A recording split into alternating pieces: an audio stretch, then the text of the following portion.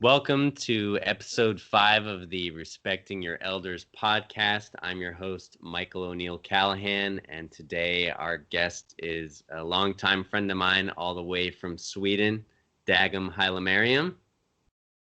Thank you for doing the show. Thanks for having me. What city are you in right now? Stockholm.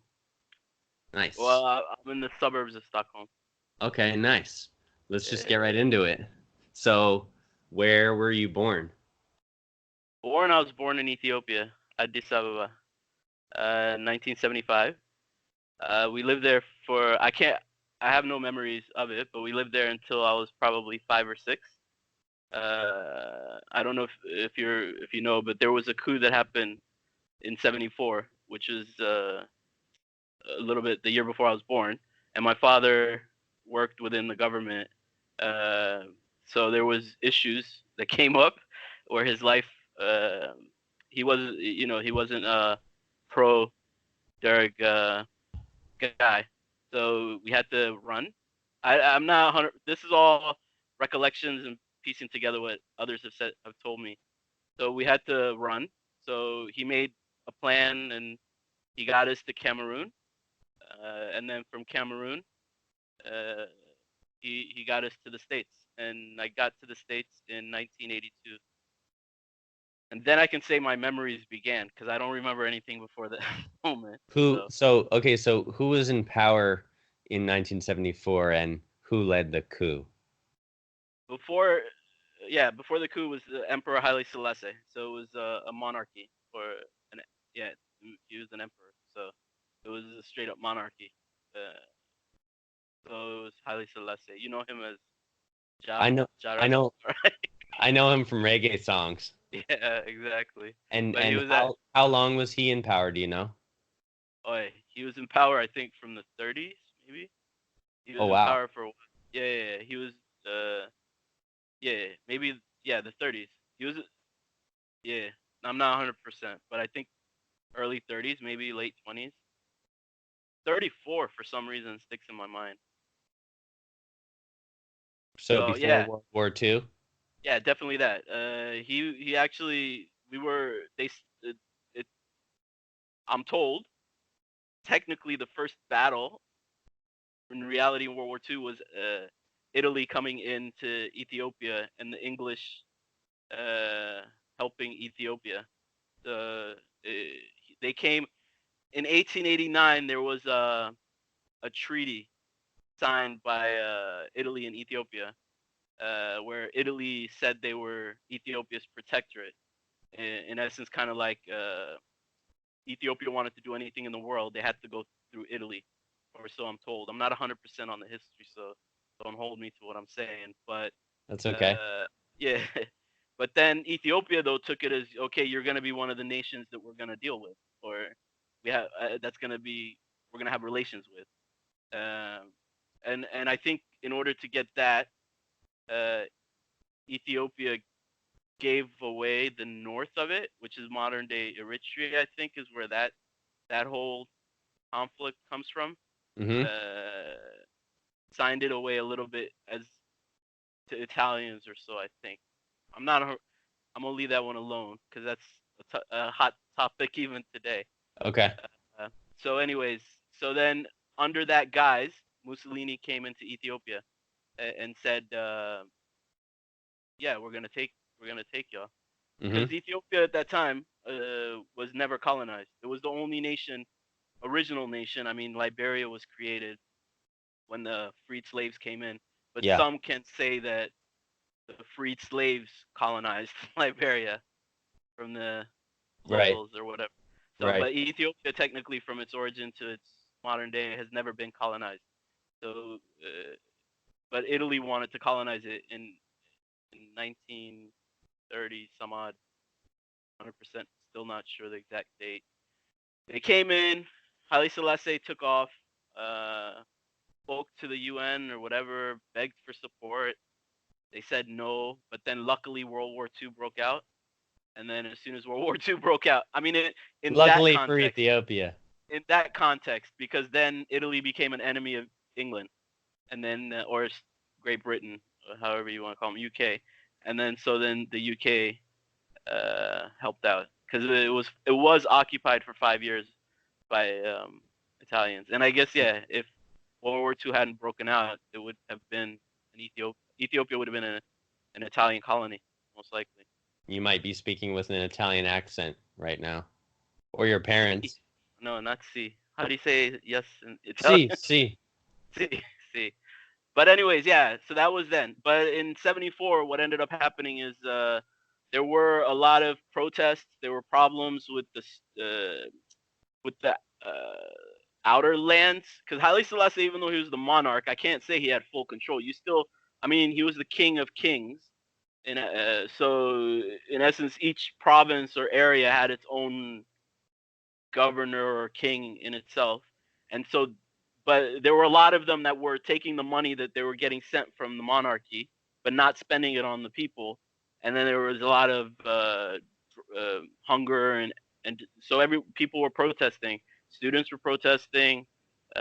Taxi drivers were protesting, and then the military took that as an opportunity. The one that ended up in power, I think, was like 17th in line. I mean, in the command chain of the military, but he ended up killing everyone in front of him. Wow. So at the end, Mengistu Hailemariam, no relation, because in Ethiopia, my dad's first name is my last name. So even if we share the same last name, it just means our doesn't mean anything. But anyways, he's the one that ended up ruling the Derg party, and he had actually asked the USA for help. In essence, I mean, it can make sense since he fought off a monarch, Like he wanted democracy, or like that's how he pitched it. Kind of, yeah. But the US didn't like the way, I guess, he pitched it, so they said no. So then he turned to the USSR, Soviet Union, and then the Soviet Union said yes, and then he got support from the Soviets. And then he's responsible for the Red Terror trials. From what what I'm telling you is kind of like hearsay, or it is 100%. Right. I'm not firsthand account, but from what I've heard, I mean, students, if anyone look like, because an educated folk mostly fight for their freedom, right? Because you have to take away intelligence in order to oppress people, where they won't think it's oppression. They just think it's the way it is. Mm-hmm. They accept you as a superior. To be, some people push people down in order to lift themselves up, and I would say he's one of those types. He's a blockhead, and I don't mean that in the stop being a blockhead, but if you were not part of it's like a knucklehead, like you're either with us or you're against us, and we're gonna. Okay, now I'm not gonna, I guess, talk about his character. I'm a little bit pissed because I wonder how life would have been, if we didn't have to run. Would I have been as confused as I was throughout my childhood? Would I have had a decent life and all that good stuff? Putting all that aside, he supposedly, in one way, freed Ethiopia from monocratic rule, which is a positive, because I'm not into monarchies. You know what I'm saying? But it could have been done in a more. Is that on your dating profile? I'm not into monarchies. Yeah. But no, I mean, I really am not 100%. If you gay, I would rather have but I don't think it needs to be bloody. You know what I mean? Like it could be done as the UK did it, or how Europe has been transitioning. You know what I'm saying? I know. Yeah. It didn't have to go the way of the bloody coup. When he did it that way, and then the way that he ruled, all you're doing is you're trying to be the new monocrat. That's all dictators are. They're the new monocrats. But anyways, so what was your father's job at the time? 100% do not know. He was in the military. Okay. I think. I have no clue. All I know is that he had to covertly plan our escape. Uh-huh. Uh, and then he found, yeah, he did it. I don't know exact. To be honest, I don't really. They didn't even. When I grew up in the States, I'll be honest with you, I was completely sheltered in one way, where I had no real clue of what we were going through, or what my parents were going through. Better yet, I mean, when we got to the States, we I don't know.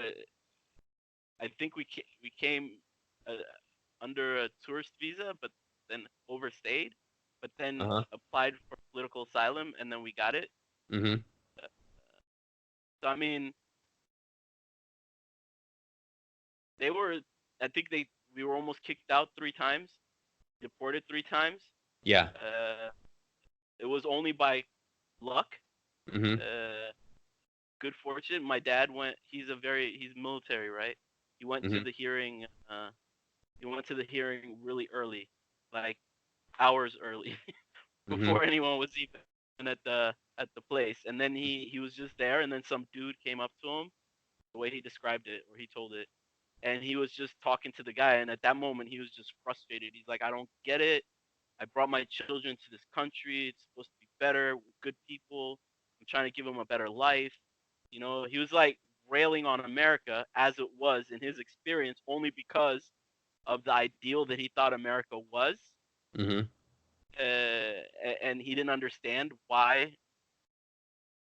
Because if he went back, I think he would have been thrown in jail or killed. Like, Mm-hmm. it wasn't a joke.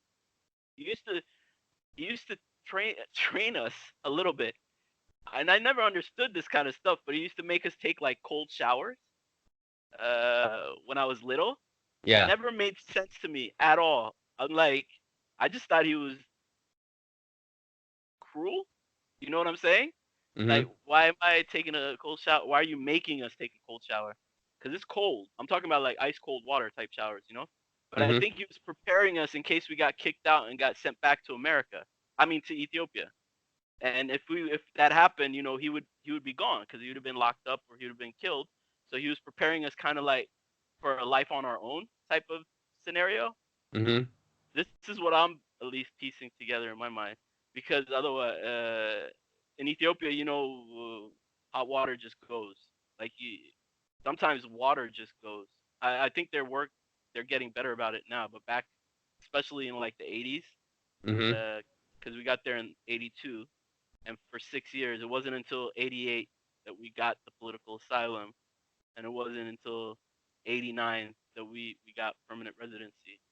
So it never made a because my parents aren't, you know they weren't like taught emotional and psychological welfare. They were just focused on physical welfare. They were one of those, we put food in your belly, you got a shelter, you got shelter on your head, be grateful Mm-hmm. type of parents, because no one, like Maslow, wasn't taught when they went to school. You know what I mean? Like, What wasn't taught? Maslow.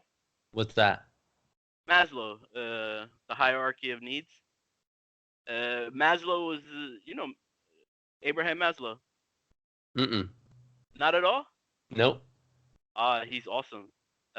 He's the first psychoanalyst that actually, instead of studying sick people, because usually, psychology or whatever will study a person that has an ailment and usually map out the ailment.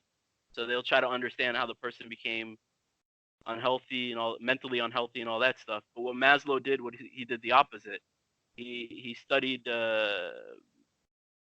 top 1% or 2% in schools, like, and then he asked them and tried to study how they became that way. And so then he put together his hierarchy of needs, which is, in the beginning, usually a person focuses and needs to get their basic needs met. Then they need to I can't believe I forgot it. But anyways, it goes, self-esteem, Mm-hmm. sec- wait, basic, security, self-esteem,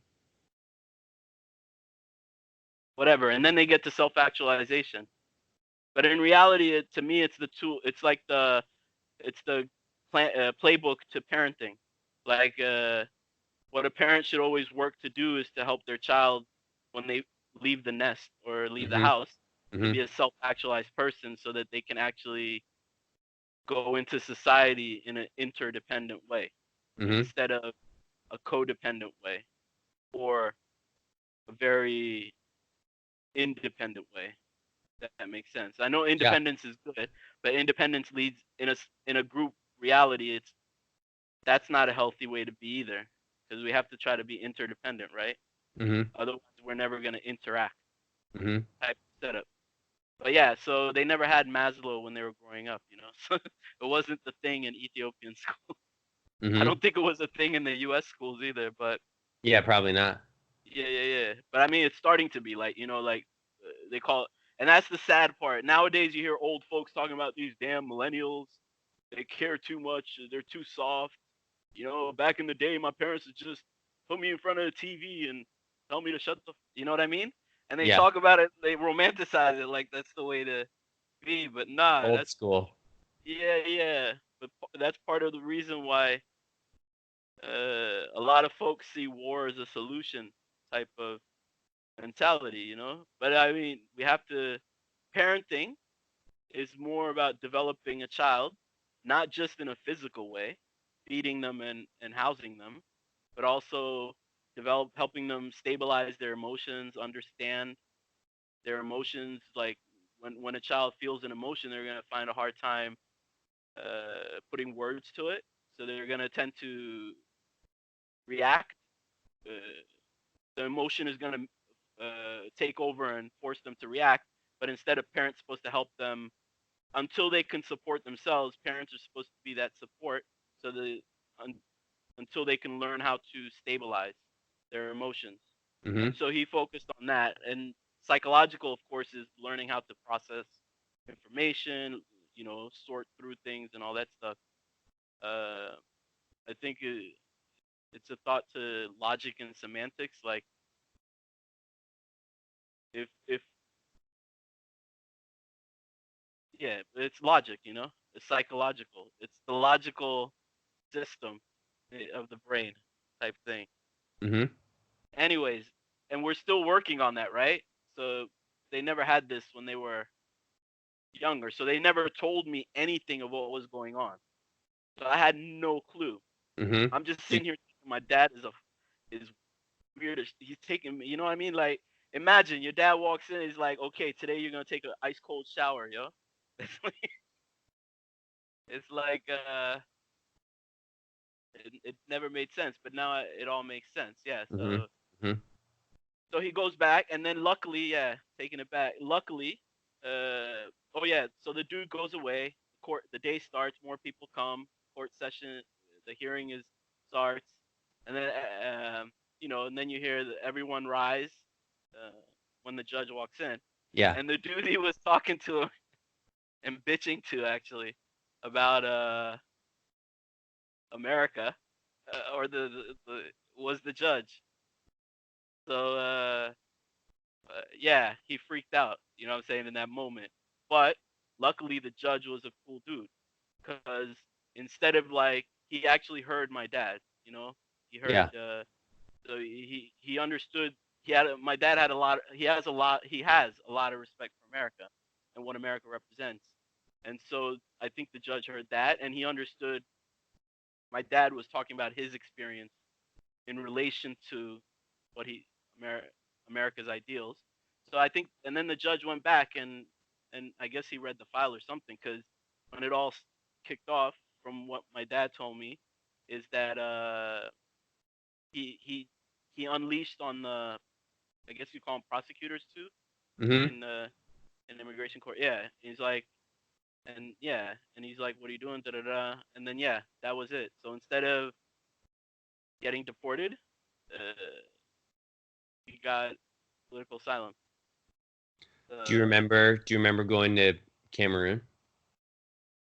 I have no like I think one time I have a memory of watching Magnum PI in a hotel in London eating Rice Krispies.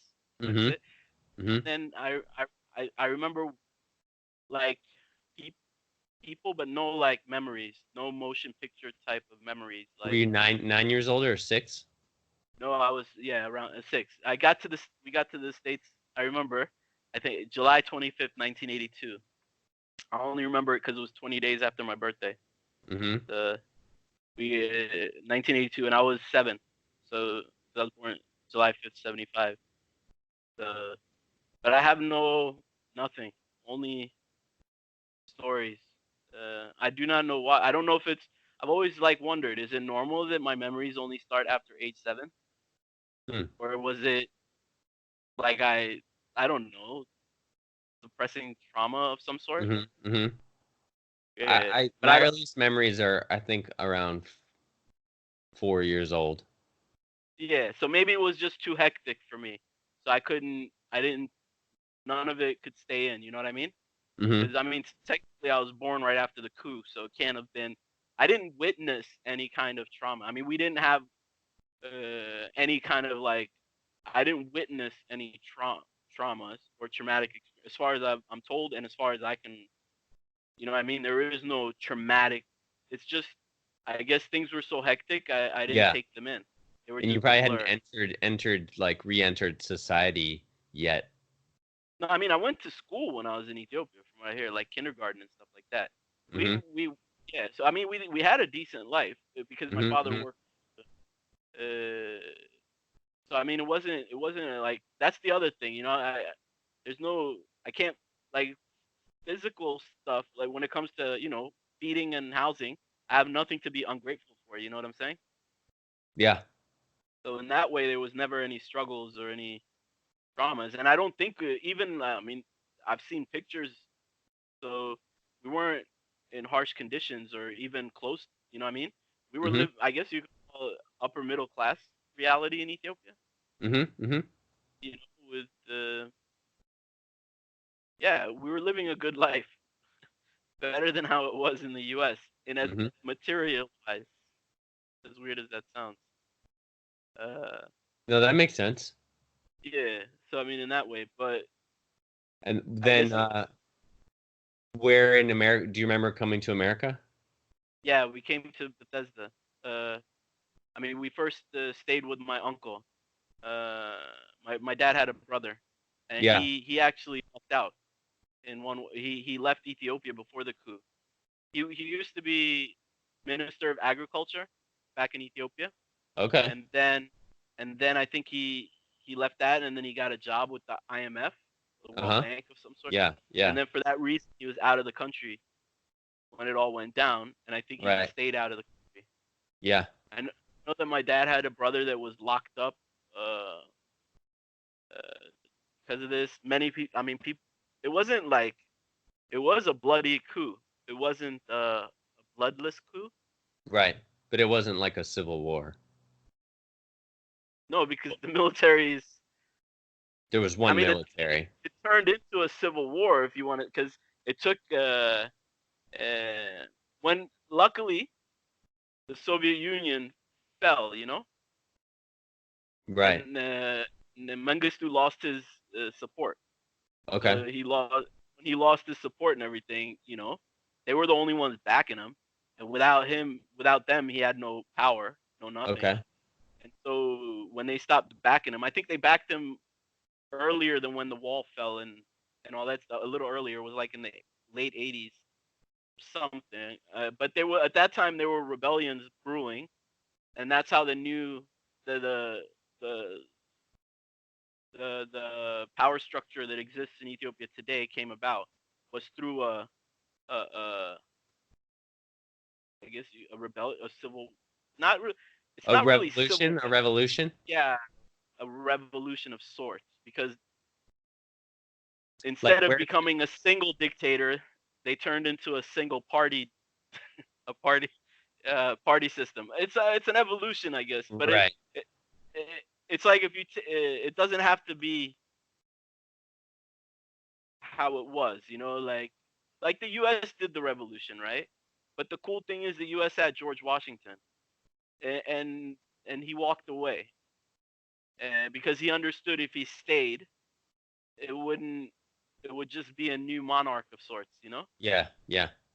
So he walked away, and then he enabled the civilian system of government. He walked away, so military law no longer didn't rule the land. Instead, they built a civil law structure. But no Mm-hmm. one did that in Ethiopia. He stayed, and Mengistu was the Derg, so he was a single person dictator. When they kicked him out, they became the party that kicked him out, ended up becoming the single party ruling. And now they're finally, we'll see. There's a new prime minister that took over. He seems cool. He um, he released a lot of political opponents his predecessor had locked up. Mm-hmm. He released a lot of the press, and so we'll see in 2020 is their next election. People have been joining up and forming parties and different things. At one point, I think they had like crazy numbers of parties. That's insane, you know. It was like I think like 90 or 100 something like that. They had like crazy number of parties. So he helped Right. like they then parties started joining, and now they have a few. But hopefully, in this election, because a democracy can only exist at its bare minimum, I feel, if it's a multi-party system. Mm-hmm.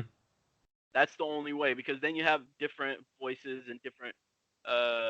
You I think they have a system of government they call an anocratic system of government. It's a system of government that is partly run in a democratic way and partly run in an authoritarian way.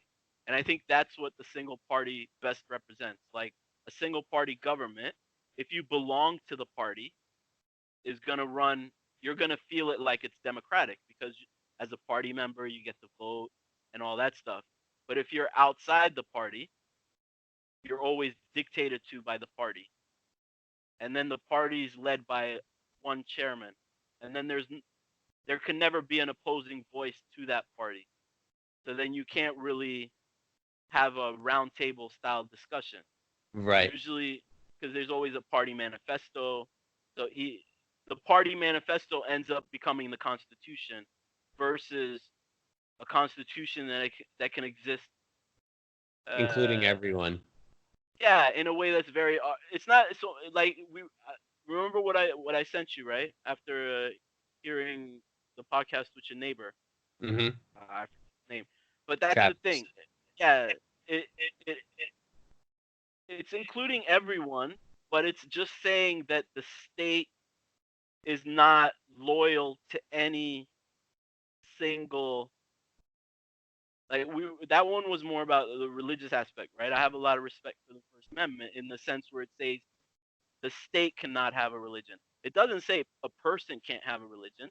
It says the state can't have a religion, and anyone representing the state can't give it their religion. They can have their own religion. They Yeah. can freely practice their own religion, but they can't authorize their religion. Right. To, Separation of church and state. yeah, in that context, because when that comes, then you have oppression, and it's the same with different ideologies, and not just on the religious front. It's the same with the Political front. yeah, the party ideology, because at the end of the day, I mean, not everyone. I don't agree with myself. You know what I'm saying? Like I have a hard time agreeing with myself. I always have to debate. I mean, there's certain things like if someone offers me coffee, yes, I'm 100% on board, all parts of me. You know what I'm saying? Yeah. But if I'm about to do something, like if someone calls and is like, I don't know, do I really want to do that? Do I want to do that? Then I have all these different thoughts in my head, right? And then I'm like, okay, and then the best thought wins, and then I then formulate some sort of majority in my own head with the committee in my head, kind of thing. You know what I'm saying? Yeah. Type People are thought. people don't always have the right answers. People are Yeah, flawed. yeah, and it's never. I'm never even 100% sure of what I'm gonna do. I know I say I don't agree with myself 100 times, but I mean I'm not sure of what I'm gonna do. I'm never 100% with everything that I do. It There's always reminds a me different. Yeah. it's a terrible example, but what's that movie with Hunger Games where you have Uh, the people in power in the capital Yeah. and they all feel like everything is wonderful, and they all feel like their way of doing things is the way everyone should agree with it. And then you have all the other little outlier towns that aren't necessarily feeling represented, right? Do you know what I'm talking about? Yeah, yeah, 100%. That one's a little bit different because it's more like uh utopic. You know, I mean, in the center, if you're in the capital, you just benefit from the labor of everyone else outside of you. Yeah. If the capital works, if yeah, it's similar. Like not everyone lives that privileged life, and but you have to appreciate your privileged life and understand. That's why it's hard. Freedom is not like a thing that I can solely own. It's something that I have to share with you. Right. You you understand what I mean? It's like Yeah. the saying if everyone isn't free then no one's free or something, or what is Right. it? Yeah. An injustice. That sounds right. Yeah. So it's that concept of thought. It's like if I am always free to do what I want to do, whenever we're together, you'll never be free to do what you want to do. So sometimes we have to share. So I get to do sometimes what I want to do, and then you get to do sometimes what you want to do, and then sometimes we're lucky, and the thing we want to do is something we both want to do. Hmm. So then we share that sense of freedom. If it doesn't exist like that, then no one is really free because hopefully you'll be fighting me for your freedom, and Right. then That's we'll be why we caught. have laws. Yeah, And what is it in America? It's everyone has the right to life, liberty, and the pursuit of happiness. So yeah. if No you're one's if guaranteed you're to catch. if you're Yeah, go on. stepping on someone else's right to the pursuit of happiness or liberty, then our laws ideally will keep you in check. Yeah, and that's the thing. And that's the other thing. There is a concept of rule of law, but sometimes you have to check the law, right? You said it. The reason I really appreciate I'm not lying to you, man. That constitution, there not all constitutions are cool. You Hmm. know, even if they're democracies. It's Hmm. the reason I like if you for me I see the US Constitution, the Bill of Rights. I see them as like order of business, right? Priorities and everything like that. And then they bookmark them. So the first things first, we set up what the free state, an abstract reality of what the free state is. Okay, in the free state, a person is free to speak their mind. In the free state, a person is free to be informed. In the free state, a person is free to practice their afterlife beliefs. It's you know what I mean. Yeah. In the free state, if someone is wronged, they have a right to peacefully petition for a redress of that grievance. Uh, that's the free state. You understand? And then the second thing is when to protect that free state, right? Okay, we can view on how different now, I think it should be better. I like the well-regulated aspect. Everybody keeps hopping over well-regulated. You know what I mean? Because Yeah. the Well Second regulated Amendment. militia, you mean? Yeah, yeah, yeah. I mean, it's you. The this is I know this one is a touchy subject. I mean, I believe that I, I would love a world where people didn't need to protect themselves. Hmm. You get what I mean? Hmm. But it doesn't exist. But it's like a really intense take. I mean, the tool. There's only. I mean, a gun only has one purpose, right? Hmm. It's to kill Hmm. or maim. There is no other purpose for it. I mean, there's nothing else that it does. So if you're gonna have that, you have to be well regulated, and the only reason why you are able to have that right is for this purpose. So we have to keep it focused on what the purpose of that Second Amendment is, and then we also have to understand what well regulated means. Well regulated is a military can't function disorderly, so it's got to be ordered. And Hmm. who's the only one that can call the militia into defense? So it's got to be subservient to the state. It Hmm. can't run free on its own. Mm-hmm. It's not. It's the only time a militia running free on its own is called a rebellion. Mm-hmm. It's not. If it's not called by the state to defend the state, it's called a rebellion. Like, cause I think it even happened in U.S. history, right? Like a militias stood up, and then it was a rebellion. So other militias were called by the state to help defend Yeah, against like Nat Turner's rebellion was not. They didn't say, "Well, militias are allowed, so do whatever you want." Yeah, exactly. It's not. It got twisted because I think when they applied the Second Amendment to the individual right to defend yourself, that's when they really got it twisted, because then that means the individual became the state, and then that means that the individual can, in essence, uh, defend, declare war against the population of the state. It was I never really understood the logic behind that ruling, but when it went to the Supreme Court, and I think it was Scalia, right? In his whatever, I don't know. Okay, let me stop naming names. I'm not exactly sure who was the one that specifically called this out, but they said that yeah, and it was the case in D.C., right? That the Second Amendment applied. So yeah, they declared it, the individual became the state, and that was wrong, Mm. because then that means it's just on me to call me. Like, then I can call the militia on my own and declare war against the state. And then how much of a free state is that? I become that domestic threat within that the Constitution, that folks take oaths to defend the Constitution against, Because at the end of the day, without the state, we're just a bunch of people living on land, right? We're not Society. without, yeah, we're not, let's keep it real. I mean, civilization, but not in the grand scale, like, not in the grand scale human civilization, but I mean in the scale, in the sense of civil law. It's the thing Mm-hmm. that ties us together. The system of government that we have. It's the then I mean, militia law should never be above civil law. It should always be subservient to civil law. Otherwise, we're not a civilization.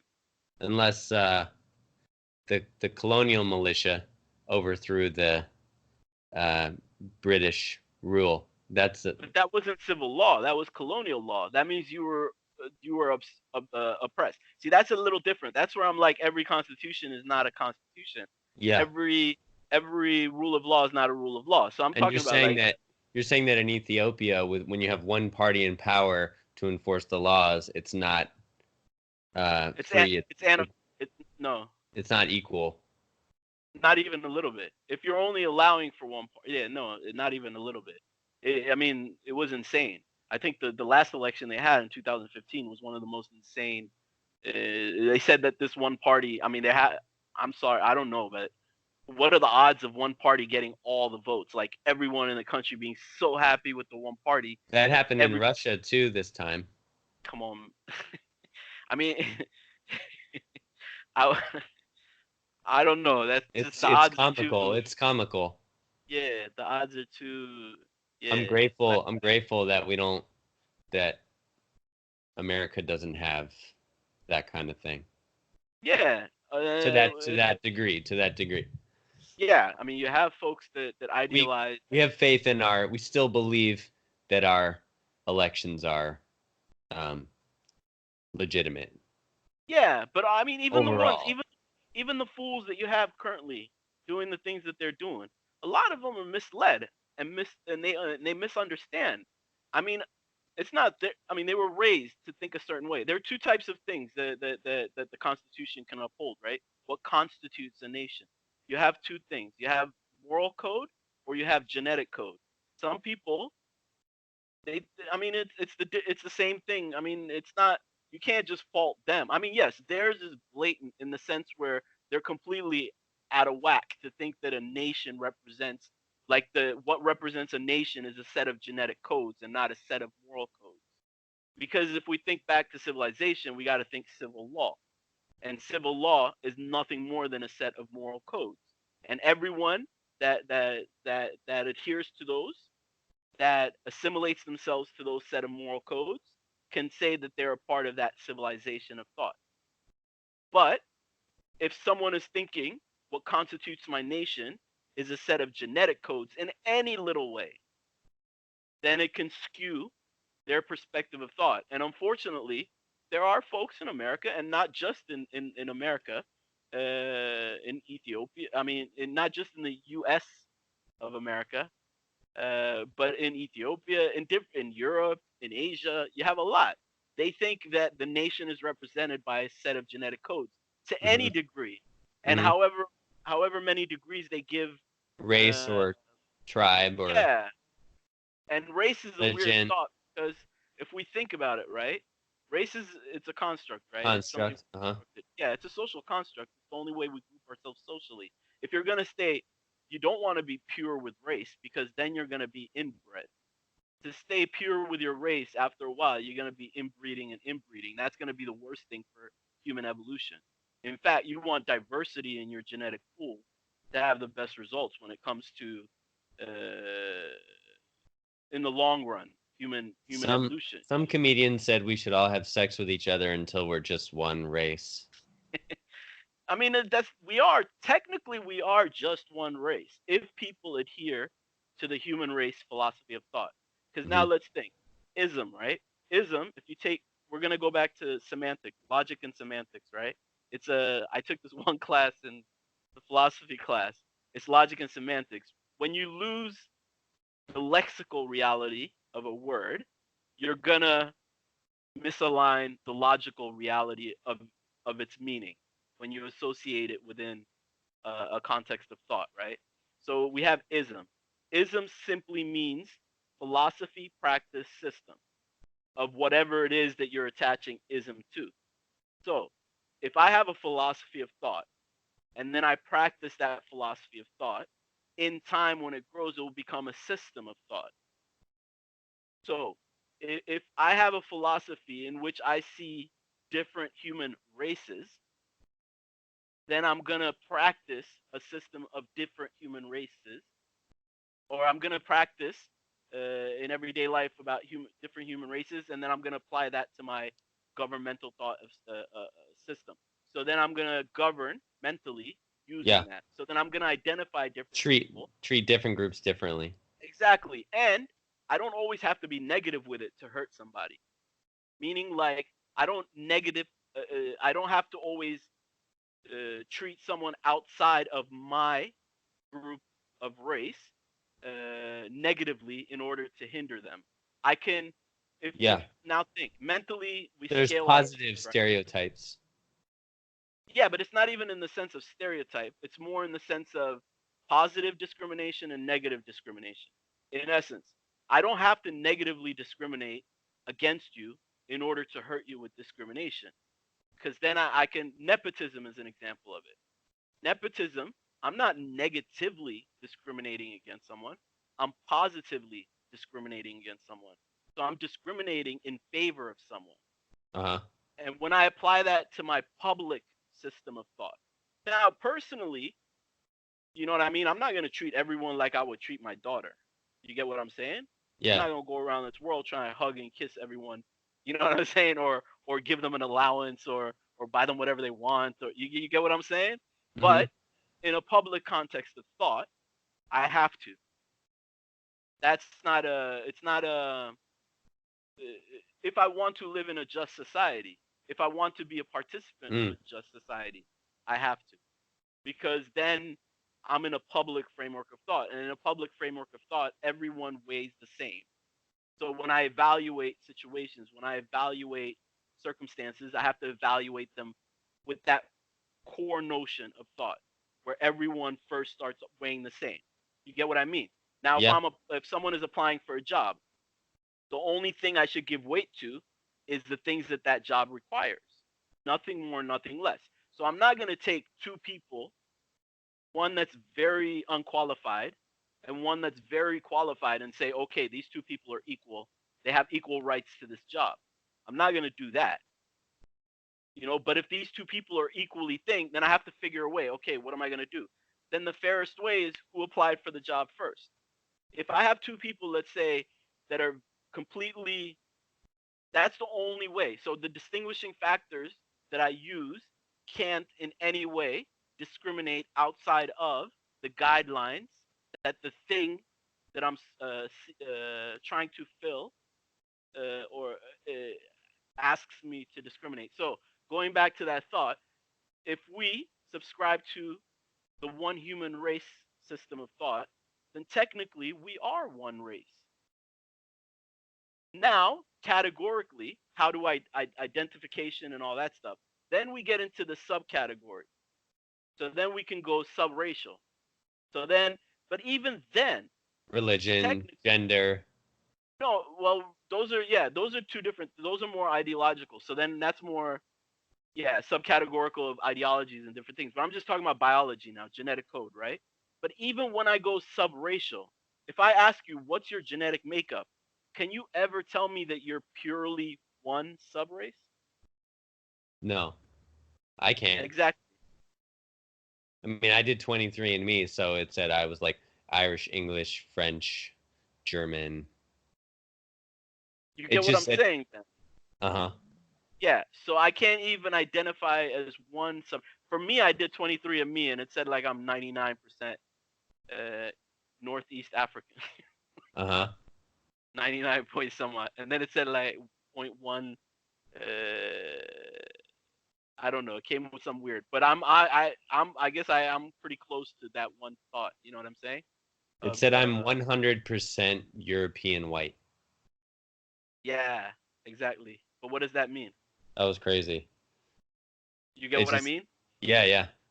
Because that if you were talking to some Germans in the 30s, they might not consider you their race, even if you were. You get what I'm saying? Or just Irish people in America in the, I don't know, 60s, 40s, 30s. Yeah, that type of stuff. But anyway, yeah. So then we get into weird. Yeah, then it gets stereotypical, like you said. Then we get into black and white. You know what I'm saying? Then we get into which is like black in America is if you're any part of you is black, then you're black. Yeah, but remember where that came from. That's the thing about it. Remember where that came from. Yes. That in essence was used to hold people down. It was a negative. Exactly. One drop of black blood. Yeah. So I mean okay. It was real. Like, since in America there's a difference. I thought y'all, in my mind, I thought y'all were ready to no, America's not ready to the work to come together is still. I thought because of my experience in America, since I've never really come across I have come across discrimination based on it, but it was so minute. It wasn't in the general it wasn't like a recurring experience. Like I had one time I was like dancing in at the bus stop, right? And some police lady had drove by, and all of a sudden she came back, and then she goes, "We had a suspicious call about a black male wearing a red shirt and blue jeans." And then I'm like taking a look at myself, and I'm wearing a white button-up shirt and black slacks because I'm getting ready to go to work. Yeah. So I'm like, I don't even fit your description.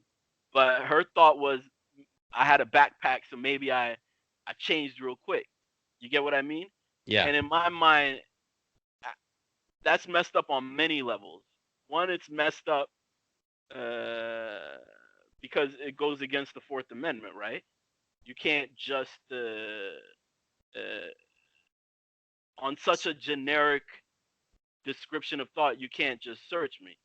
You got to have a specific reason for trying to search me. At that moment, since it wasn't me and I wasn't doing whatever, I let her look in the bag, because I had to go to work, so I wasn't trying to, you know how they say, pick and choose your battles. Yeah. It's not even escalate. I don't mind escalating in that moment, but it's more like I didn't want to delay myself.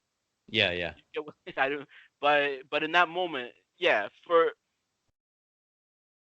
so I'm a little sensitive now. I have to be, because I thought we were ready to get past. I thought I would like to see the U.S. in a place where it can get past. It's like this, okay? If you have dented a car, right? This is gonna get weird, but play with me. I mean, Go with uh, you. yeah, with this figurative thought, real quick. If I dent the car, right, like a bad dent, you know what a dent puller is, right? Yeah. Yeah, I have to pull that dent out, right? So that means I have to do the same to it in the opposite direction. Uh-huh. Sometimes people bang out dents, right? And Yeah. sometimes people, but it has to be. So in that sense, I think it's still needed. I think it's more needed on a large scale though, community wise. You know what I mean? It'd be nice to see folks focusing on like transitioning instead of individual reparations. You know what I mean? Instead of on trying to bang out the dents individually, it would be nice to see it more as like different communities, you know, like neighborhoods and um, you know what I mean? Because right now people are still segregated, right? The way that they live, even though there's no formal segregation in the Mm-hmm. USA, there's Mm-hmm. still an informal reality of segregation, right? And a There's lot of it has, real estate segregation. yeah. I mean, it's informal. Covert It's not. instead of overt. No, that's on the negative tip. I mean, even in the this is where I'm leaning towards when I say positive discrimination. Mm-hmm. People feel safer among their own. So people think back in the day, blacks should serve blacks was a thought because whites didn't want to serve blacks, right? But nowadays, blacks feel safer if blacks get served by blacks. In the sense where I want to see more people that look like me in my community policing and stuff like that. So there's Mm-hmm. still a real need for people, and it's out of insecurity and a need for feeling more secure. And it's not unjustified in the sense where we don't know where it came from. They're just saying this because they're Right. covertly, you know what I Yeah. mean? So Yeah. in that because that one is more the problematic one. Because the problem is, as long as that exists, it works to the advantage of folk that want to negatively keep segregation alive. You get what I'm saying? For as long as they possibly can, if they could indefinitely, but they can't because they're more good people than bad people, and the more people awaken to certain isms of thought and work within themselves to be the change, the less because I think there are more people that will choose to remove a negative ism than to keep it because they're unaware of how negative it is. But in this concept of thought, it's understandable. So then it's like then the process of trying to help someone identify it, trying to help someone get past it, then it becomes more like a PTS type of scenario. You get what I'm saying? PTS. Yeah, like a traumatic stress. Post traumatic stress. Yeah, then Uh-huh. it's more like trauma of racism has forced people to only feel safe within those that are categorized as their own, which is totally weird because technically someone could defraud me just because they look like me doesn't mean they ain't gonna screw me over. And Mm-hmm. if everything was, if the history of America didn't exist, if everyone was where they were, whatever, you know, people that will help me come would look like whatever, and people that will hurt me would look like whatever, right? I would understand that. So I have to be a bit more. I mean, I have to use the same system of this cautiousness with everyone. Mm-hmm. I shouldn't feel safer with someone simply because they look like me. Mm-hmm.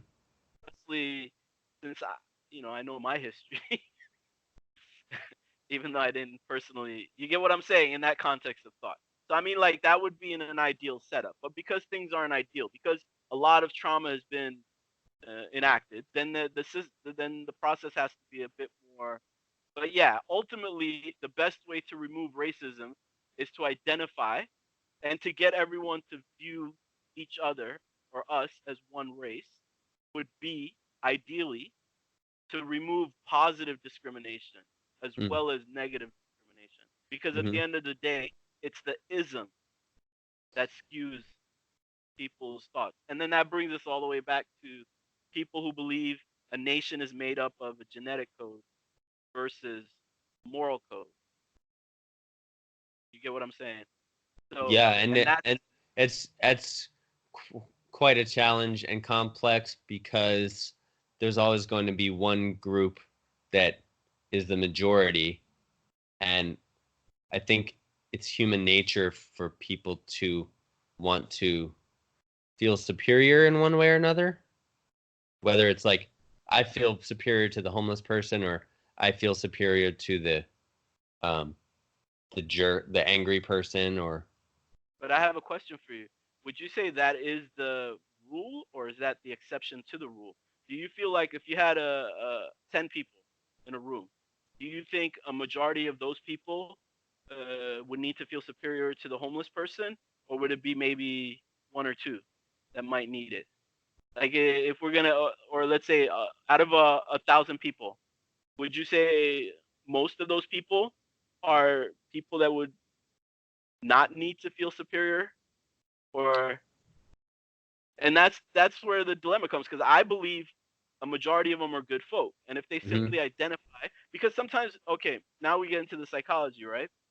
Yeah. We only work with the documentations that we have. It's the same with a program, right? An application can't work without its documentation.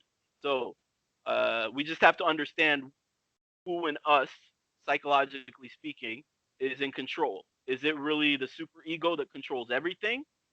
Is it the id entity that controls everything? Or is it the ego that controls everything? Or are they three different parts just Mm-hmm. doing their own thing and fighting? So we have three components, right? If we're part of that school of thought, Freud's and the rest of the school of thought, do we see the brain as one unit, or the mind, better yet, the psyche is one unit, made up of three parts? Do we see the mind as three separate parts fighting for control? Mm-hmm. Do we, and then if we see, and then depending on which one is really in charge? For me, I see it more like, okay, the identity is kind of like our algorithm of thought, right? It's what filters and what processes information. The superego for me is kind of like the database. That's where I store all my documentation, my learnings, how I all the different impositions, how I uh, impose reality, Mm-hmm. so I can recognize, through cognition. When I've learned something, I store it, and then I use that when I do recognition, so I can recognize things, right? Okay. Mm-hmm. Then the ego. What is the ego? I think the ego is just me, myself. Have to I have to live in a world where I do give my ego respect, and I give your ego respect, in the sense where I have to identify that we're two different individuals. So I can't assume that my needs, my wants, my desires, especially in that specific moment, they're going to be the same as yours. In other words, I have to respect that you make your own decisions, and we have to somehow work together to come up with a mutual consensus. And sometimes it might be, okay, we did what I wanted to do yesterday. What do you want to do today? So that means you get a full say. So it's not like all the time we have to be unanimously agreeing on everything that we do. Sometimes I can give you, sometimes you give me, right? So if I see it that way, then I understand it's whatever I set for my identity is going to be what regulates the two connections. So if I identify as, let's say, human first, let's just use that, the one race logic of thought. If I identify myself as human, then everything is going to filter through that id entity of thought. Now, a lot of folk, I don't know why, see the id as a never growing thing. Like they see it as it's just our primal nature and it will never grow. It Mm-hmm. just wants to eat, sex it up, do the most basic things, whatever. I don't see it that way. I think that my identity grows with me. At first it's non-existent, in a sense where it's kind of like it's kind of like an algorithm. You know what I mean? It's pure. It's like it's never been. But then the more I fill my database with, then the more it does its thing. Kind of. So it grows with me. It's like it's the one central notion of thought. It's my identity. It's me. So as I grow, it grows. Mm-hmm. And if it doesn't grow, then in essence, my mind hasn't grown. Mm-hmm. So then it's just I'm nothing more than because okay, then I flip it. We got to remember Freud was a cokehead as well, so maybe he didn't see things exactly clearly, Let's right? stop. Let's stop there on Freud was a cokehead, Yeah. and come back. We'll have to do part 2 of this because I think that's about an hour. Okay. Sorry, I And babbled. it's okay. Don't no need to be sorry. I think you're about 6 years old at this point in the podcast, so we can pick up from there in part 2. We were supposed to Thanks. talk about me, weren't we? No, Yeah. no, You're there's welcome. no supposed to. There's no Uh, supposed to. I like when it goes off. Um, Thanks so much for doing the podcast, and it's great to catch up with you. We can talk more after, but I'm gonna end the podcast now. okay. Thank you, Okay. Mike. All right, Dagem. All right. We'll see you again soon on the podcast.